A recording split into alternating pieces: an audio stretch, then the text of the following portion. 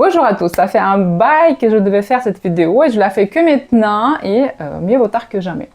Je me présente, je suis Olga Larionova, professeure et formatrice de yoga depuis 2015.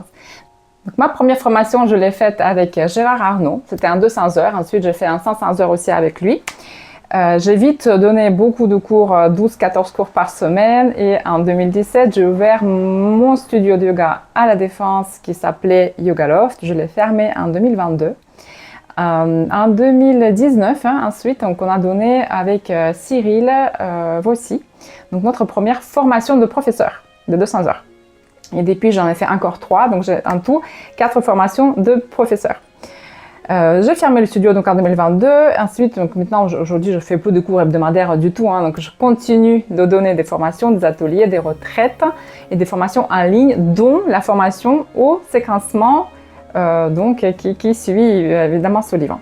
Dans ma première formation au séquencement, qui était en ligne interactive, donc on avait des zooms avec les filles.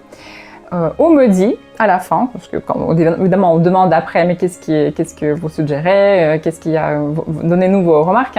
Donc la principale remarque c'était, il manque un manuel, donc il faut un manuel ou un texte avec tous nos échanges. Donc évidemment les filles avaient de la théorie par-ci par-là, mais il n'y avait pas quelque chose de relié pour faire une espèce de manuel de cette formation.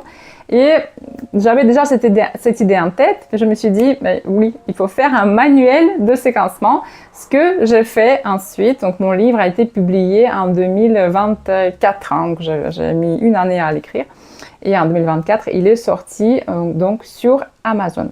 J'ai envie de poser une question là tout de suite, mais on y reviendra après. Donc juste réfléchissez dans vos têtes, chacun. Souvenez-vous de votre meilleur cours que vous avez pris. On a tous des cours comme ça, où on a pris et on est sorti en se disant « Oh, mais ce prof, j'ai envie de faire tous ces cours. » Souvenez-vous d'un cours comme ça. Et aussi, souvenez-vous d'un très mauvais cours, entre guillemets. Donc le cours où vous vous êtes dit « Oh là là, ça pas du tout. » Qu'est-ce qui a fait que finalement vous avez aimé le très bon cours? Et qu'est-ce qui a fait que vous n'avez pas aimé le cours qui était donc mauvais pour vous? Essayez de le formuler. Pourquoi? Qu'est-ce qui s'est passé dans tel et tel cas? Dans ma formation au séquencement, c'est la première question que je pose à la formation. Et on en parle.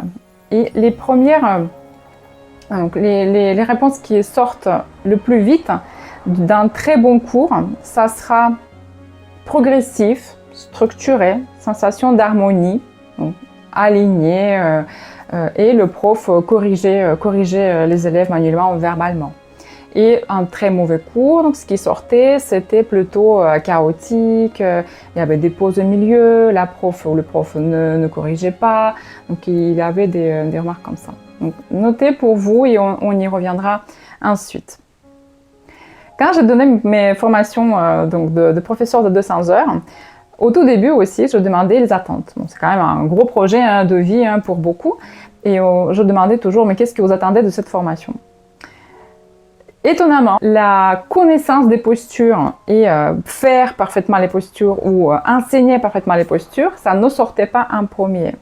Et en premier, les élèves donnaient plutôt savoir créer un cours. Donc savoir donner un cours, donc créer ses propres cours.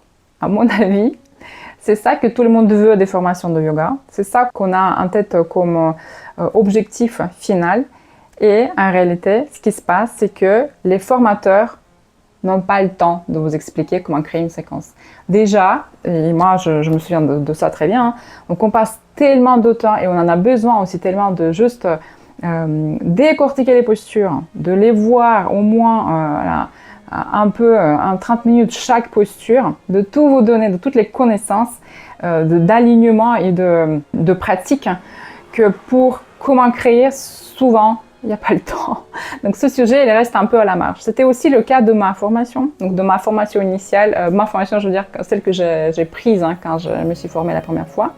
Donc on n'a pas eu ça. Et moi, j'avais demandé à Gérard Arnault à l'époque, je dis mais comment on fait au final? Il m'a fait le schéma, voilà, j'ai une trame en tête, que c'est posture debout, posture assise, flexion avant et extension ou inversion. Et voilà. D'accord. Et mon cerveau, un peu très cartésien, me dit, mais en fait, non. Moi, je ne suis pas du tout quelqu'un qui improvise. Je trouve pas ça bon d'improviser. Et pour tout vous dire, j'ai commencé à vraiment... Mais c'est pas vraiment improviser, mais j'ai commencé à ne pas préparer les cours en détail au bout de 3000 cours. 3000 cours d'enseigner, voilà, je ne préparais plus en détail les cours hebdomadaires débutants et intermédiaires. Les cours avancés, jusqu'à aujourd'hui, je les prépare en détail. Aussi bien que les ateliers, les retraites, bon, évidemment. Je commençais à chercher, donc ça c'était en 2015, hein, ça date. Hein, donc à l'époque, il n'y avait vraiment rien du tout. Aujourd'hui, il y a un peu plus de choix, mais à l'époque, il n'y avait rien. Il y avait le gros livre de Mark Stephens. Mark Stephens, c'est un prof de Hatha, mais c'était un très bon livre qui donnait des super bases et qui rassurait. Ensuite, j'avais des bribes d'informations dans certains ateliers, par-ci par-là, des profs qui donnaient un peu d'infos comme ça, un peu comme ci. Et au final, donc je me notais, j'engrangeais mon expérience et ça m'a permis de créer un système de tout ce que je sais, que moi j'utilise dans tous mes cours. Et j'ai confirmé ce système avec de nombreux retours des élèves, mais qu'est-ce qu'ils sont bien construits tes cours? Mais qu'est-ce qu'on se sent bien? Les élèves, une chose, et après quand il y avait des profs qui venaient à mes cours, me disaient la même chose, mais ces séquences sont trop bien. Je vais vous expliquer ce qui se passe dans ce livre. Souvenez-vous, ou alors peut-être que ça vous attend. Donc à la fin de la formation, quand vous êtes là, toute seule, tout seul, à vous dire, il faut que je crée un cours voilà, je donne un cours la semaine prochaine, il faut que je crée un cours, il se passe quoi après? Qu'est-ce que vous faites? Comment vous faites? Donc, qu'est-ce que vous vous posez et vous commencez à écrire? Donc, par quoi vous commencez? Qu'est-ce qui se passe dans votre tête et sur votre feuille, si vous faites des feuilles? Donc, la plupart des situations, c'est que les profs, on n'est pas à l'aise, hein, on ne sait pas comment faire, par quelle boule prendre. Donc, on commence à reproduire un peu les cours qu'on connaît, qu'on a pris avec nos profs habituels. En général, les profs, voilà, ils suivent un tout petit peu la même structure. Donc, ok, je copie tout ça, je vais pas me tromper, c'est vrai. Ça, c'est très vrai. Ensuite, on va peut-être aller dans un cours qui nous a plu et vite noter après. Bon, voilà, une autre idée. Après, on va faire quelques cours sur vidéo, sur YouTube ou par des applications. On va aussi noter quelques idées qui nous ont plu. À un moment, on se rend compte que on est humain et on n'a pas le temps de, à chaque fois, créer, réfléchir, on refait la même chose. Et on tourne en rond. Donc ça, c'est deuxième étape des douleurs de séquencement, c'est au début. Donc la première étape, je ne sais pas ce que je vais faire. Deuxième étape, je tourne en rond, je fais toujours la même chose. Et pourquoi ça se passe? Pourquoi ça arrive comme ça? Parce que nous n'avons pas de système. Nous ne connaissons pas des règles de séquencement. Qu'est-ce qu'on peut séquencer? Ce qu'on ne peut pas séquencer? Donc évidemment, quand on ne connaît pas les gammes, on ne peut pas créer de la musique. Mon système, il va vous donner donc, les règles de la musique avec lesquelles vous pourrez construire vos séquences à l'infini, avec votre style et à votre rythme. Mais comment on crée un cours qui est harmonieux, donc après lequel les élèves vont dire « mais ça c'était un très très bon cours hein, comme vous l'avez fait aussi plusieurs fois dans votre vie d'élève ». Sachez que c'est pas personnalité du prof uniquement, ça joue, mais c'est loin d'être la plus grosse partie. Notre corps, c'est un système vivant et il suit ces règles d'harmonie. Il y a des règles d'harmonie qu'on peut mettre dans un cours et que les élèves, en prenant ce cours, sentiront l'harmonie dans leur corps. Vous avez des règles pour ça, ça c'est une très bonne nouvelle. Imaginez qu'avec le système que je vais vous donner dans ce livre, vous allez créer cette sensation d'un plongeon dans une mer, dans un océan en Thaïlande à vos élèves. Qu'ils ressortent en se disant « mais qu'est-ce que c'était ?» Je me suis sentie tellement bien. Du début à la fin, je reviendrai. J'ai rassemblé toutes ces règles dans ce livre. Je vais vous les donner.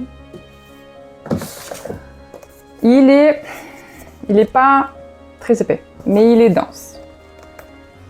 Il est assez dense. Hop. Tac, tac. Vous voyez, c'est petit. Hein. C'est petit, c'est dense. Et la grande différence qu'il y a ici par rapport aux autres ouvrages, il y a des séquences qui ont été créées par les élèves lors des formations de séquencement. En état, donc en fait c'est une séquence qui m'a été proposée, parce qu'on voit les séquences avec les filles. Donc là, il y a une séquence de l'élève, exactement comme elle l'a écrite au début. Ensuite, donc on regarde tout ça ensemble en ligne et on la corrige. Donc ensuite, il y a l'explication de tout ce qui est à corriger et pourquoi, avec les détails, avec d'autres exemples, avec tous nos échanges. Et ensuite, donc la séquence finale, c'est qu'est-ce qui est devenu la première séquence. Donc quand on l'a corrigé, qu'est-ce qui s'est passé ensuite. Voilà, donc il y en a 11 comme ça, il y a 7 séquences débutantes et 4 séquences avancées, avant, après, comment on a corrigé, qu'est-ce qu'on a corrigé. Donc tout ça, évidemment, est précédé par de la théorie, donc des règles, des bases, hein, en fait, la description du système. Donc je vais vous lire un peu le sommaire et qu'est-ce qu'il comprend exactement. Donc il y a une partie, il y a 3 grandes parties. Première partie, c'est l'importance du séquencement dans l'enseignement du yoga. Donc c'est pour vous rassurer, pour vous donner un peu plus d'importance de pourquoi il faut préparer les cours, pourquoi il faut les réfléchir, les construire intelligemment, qu'est-ce que ça fait sur les élèves et sur vous aussi, comment ça améliore votre vie de professeur. Mon chemin, donc j'explique un peu mon histoire, donc pourquoi il faut séquencer et improviser ou pas. Improviser ou pas, quelle est la réponse, vous lirez dedans. Donc, ensuite, la grosse partie, c'est la partie 2, la méthode de séquencement intelligent. C'est là où tout est décrit, ce qu'on est censé faire. Donc, il y a les notions, les principes, les familles des postures, ça vous est pas inconnu, hein. Les alignements, donc les rotations des hauts des bras, des hauts des cuisses, qui est à prendre en compte, pareil, c'est pas beaucoup expliqué dans les formations. Les points d'attention et les enchaînements à ne pas faire. Il y a aussi des choses à ne pas faire, absolument pas. Et ensuite, c'est la création des cours débutants, les cours avec la posture pique, avec des exemples, comme je viens de vous expliquer, et le corriger des exemples. On va parler un peu des sujets, d'autres outils pour guider les séquences, mes astuces personnelles et séquencement d'atelier, séquencement d'une retraite de yoga. Aussi quelques conseils de prof avec l'expérience. Et la partie 3, qui n'est pas vraiment du séquencement, mais j'ai senti dans les interrogations des élèves, des jeunes professeurs, j'ai senti un peu ce doute des profs de yoga qui se retrouvent après les formations un peu seuls dans leur vie. Et du coup là, je lève aussi quelques questionnements que vous pouvez avoir, comme la peur du syndrome de l'imposteur, par exemple, la résistance au changement. Donc, comment trouver une motivation et négocier avec soi-même si jamais vous ne voulez pas y aller. Les soft skills qui sont nécessaires aux profs de yoga. Comment interpréter les retours et comment féliciter les élèves. Donc, un tout petit peu de pédagogie là-dedans. Ok, donc, la plupart des élèves, quand je leur demande après, mais qu'est-ce qui vous a marqué le plus?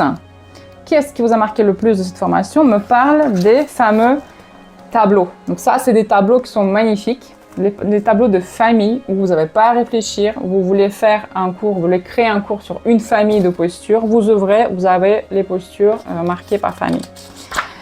Et l'autre tableau absolument magique, dont je suis très fière, c'est un tableau pour faire des postures piques. Donc c'est-à-dire que vous avez une posture ici, vous avez là la colonne, comment la préparer cette posture, vous avez ce que faire après et ensuite comment la détendre, donc à la fin du cours. Ça aussi, c'est expliqué dans le livre comment s'en servir, c'est juste incroyable. Et donc, vous allez enrichir ensuite ce tableau avec vos propres idées. Donc ça, c'est ce que moi je fais dans mes cours, donc avant, après les postures et comment je séquence les postures piques. Donc encore une fois, j'ai rassemblé toutes mes connaissances. Moi, je ne sais pas plus. Mes anecdotes, mes histoires sont dedans. Il y a beaucoup de persos dans ce livre et je l'ai écrit de manière comme si on prenait un café avec vous et je vous racontais comment faire un cours de yoga de cette manière-là, de manière très simple, très amicale. Il est léger à lire, il n'est pas lourd. Il y a des moments de théorie, oui, bon, on ne va pas s'en passer. Mais sinon, c'est un langage très simple. En plus, je ne suis pas française, donc c'est vraiment très simple comme langage. Il y a 2 ans, ChatGPT, c'était pas très développé, donc je l'ai fait sans ChatGPT. Voilà, c'est vraiment comme si moi je parlais et les élèves qui me connaissent bien et qui ont relu ce livre pour moi, il me disait aussi, mais moi j'ai l'impression de parler en fait avec toi, qu'on discutait et pas comme si je lisais ton livre. À qui il s'adresse surtout? Donc surtout, et je l'ai conçu pour les jeunes professeurs, donc ceux qui commencent, pour vous rassurer, pour vous donner envie d'enseigner, pour vous donner confiance et pour vous dire, vous pouvez le faire. Voici comment, allez, tu y vas, tu enseignes, tu vas avoir du succès. Donc, les professeurs qui ont déjà enseigné et qui cherchent à se renouveler un tout petit peu avec d'autres logiques, qui tournent en rond ou qui, même peut-être des fois, ça vire ou j'en ai marre de l'enseignement, je ne veux plus enseigner. Sachez qu'il faut juste un tout petit peu rafraîchir et ça peut repartir aussi de plus belle. Question pratique. Je mettrai les liens donc, sous cette vidéo. Donc, il existe uniquement sur Amazon en 2 versions. Il y a les versions avec la couverture souple. Je crois que ça s'appelle relié. Couverture reliée, c'est souple. C'est 18,50 €. Et 22,50 €, c'est la couverture rigide. C'est un brochet. Ou l'inverse, je peux me tromper. Mais bon, en tout cas, il y a une rigide, l'autre, la plus chère, c'est la rigide. Et plus souple, c'est un peu moins cher. Voilà, voilà. Donc, si vous utilisez Amazon, la livraison est gratuite. Sinon, vous pouvez l'acheter aussi sur mon site, mais du coup, il y a la livraison payée. Donc, c'est à vous de voir. Il n'y a pas de souci. Si vous l'achetez chez moi, sachez que je dédicace. Ça, c'est le petit plus de payer la livraison par la poste. Voilà, voilà. N'hésitez pas pour les questions, les commentaires. Je répondrai donc sous la vidéo à toutes vos questions. N'hésitez pas à me contacter aussi via les réseaux sociaux, Instagram, Facebook. Je suis un peu partout, hein, que je regarde tout ça. Avec plaisir, à la prochaine et bon cours!